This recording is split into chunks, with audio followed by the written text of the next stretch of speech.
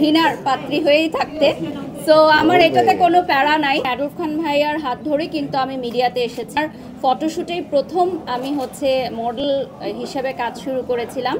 Adolf ভাইয়া এখন ট্রেন্ডিংয়ে আছেন।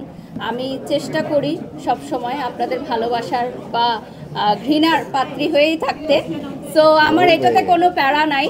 সো আমার কথা হচ্ছে আমরা যে কাজ করছি এটাই অনেক বড়, কারণ কাজ আসলে সবাই করতে পারে না। কারণ যাদের যোগ্যতা আছে তারাই আসলে এই জায়গায় দাঁড়াতে পারে, তারাই কাজ করতে পারে। ঠিক যেমন অ্যাডলফ খান ভাইয়ার হাত ধরে কিন্তু আমি মিডিয়াতে এসেছি, এটা হয়তো অনেকেই জানেন, আর আজকে আবারও জানিয়ে দিলাম। ওনার ফটোশুটেই প্রথম আমি মডেল হিসেবে কাজ শুরু করেছিলাম। এর আগে আমি নাচ করতাম। তো ভাইয়ার সাথে আমার মিডিয়া ক্যারিয়ারের জার্নি শুরু। ভালো লাগছে ভীষণ যে আমরা একসাথে। আর রাজরিপা খুবই মিষ্টি একটি মেয়ে।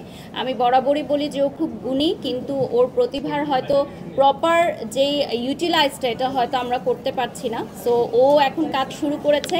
সো এর আগেও আমাদের সাথে কাজ করেছে।